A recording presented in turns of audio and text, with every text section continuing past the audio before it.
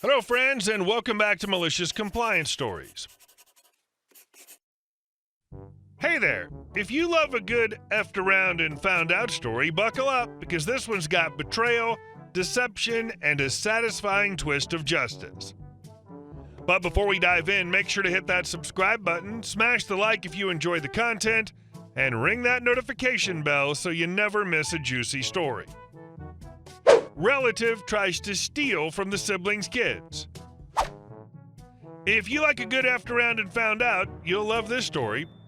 The cast of characters are Dad, Uncle, and Granddad. A few years ago, Granddad died in a rehab facility as a result of gross negligence. Dad and Uncle opened a lawsuit on behalf of Granddad's estate.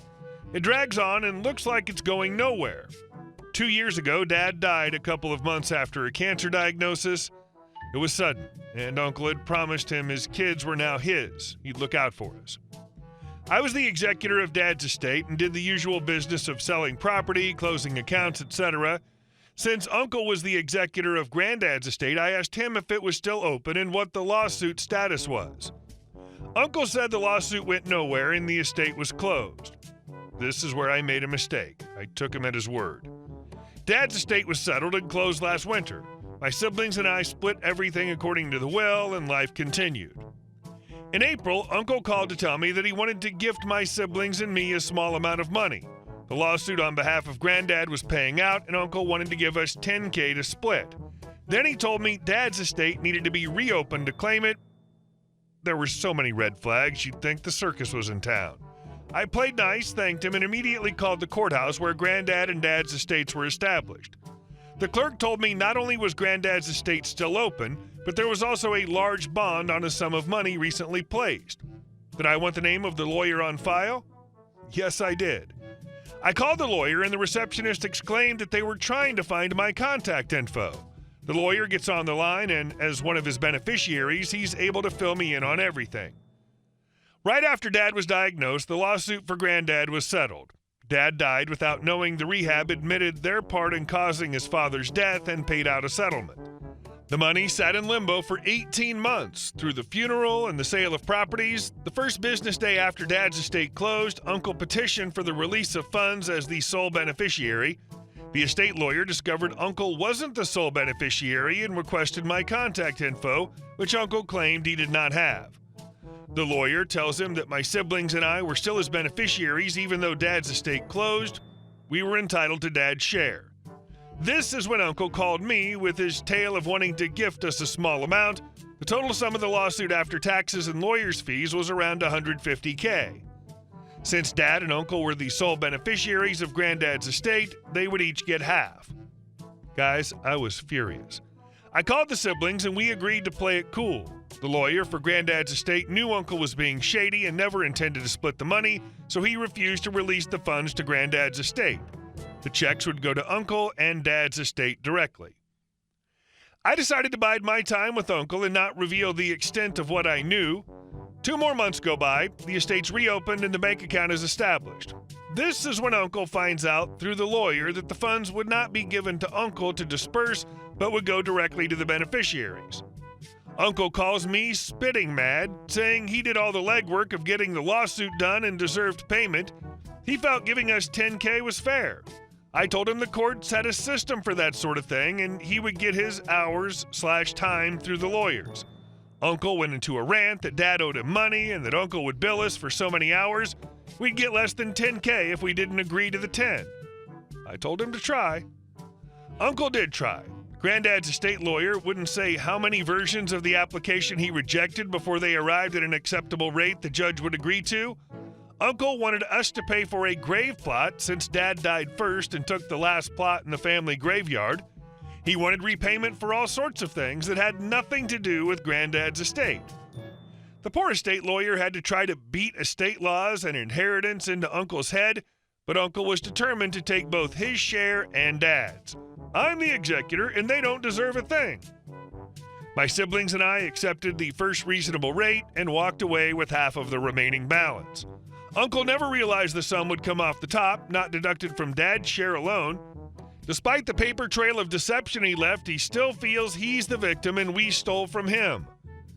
The saddest thing about betrayal is that it never comes from your enemies.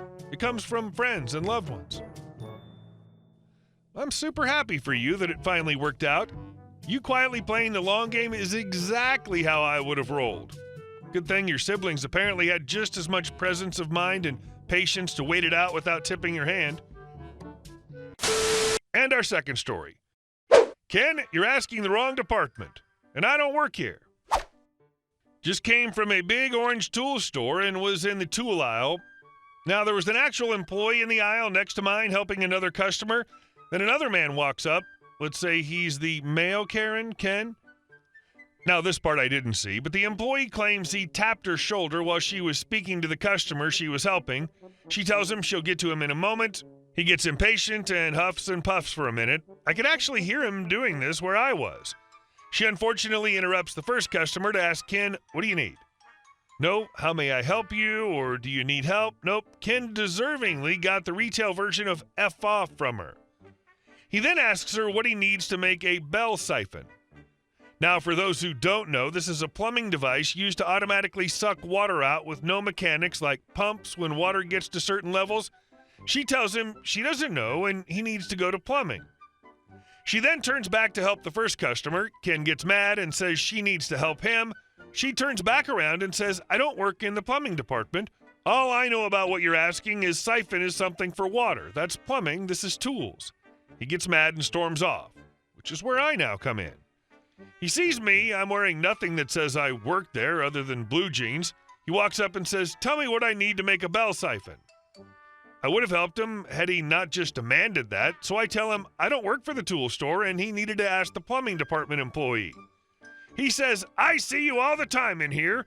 You all need to stop lying to your customers. I say, okay, and go back to what I was looking for in the tools department. He goes to some other employee and demands to see the manager. The manager comes over and tells him exactly what we both told him.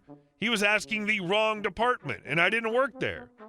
The manager did also say he knew how to make it and asked the man for his project measurements so he could get the right size pipes for him. Ken had to go home and get them because he never bothered to do that before coming to the store for the parts. He knows you're an employee because he sees you in the store all the time? That means he's in the store all the time. Does that make him an employee? And our last story. Entitled dude forbids me from using swimming pool. I, 28-year-old male, autistic, just wanted to spend more time relaxing in our local swimming pool. I had black goggles and liked to swim underwater. I also like to simply rest against the poolside and chill. Also, I was the only adult male without any children in this pool, which is clearly for everyone to use. Shallow at one end, deep at the other, etc. I'm just resting by the poolside when a manager, not even a lifeguard, a bloody manager, comes over to me and tells me my presence and behavior is making someone uncomfortable. He explained that someone had complained that me diving underwater and simply sitting by the side of the pool was apparently unacceptable because I was apparently doing this to peep on children.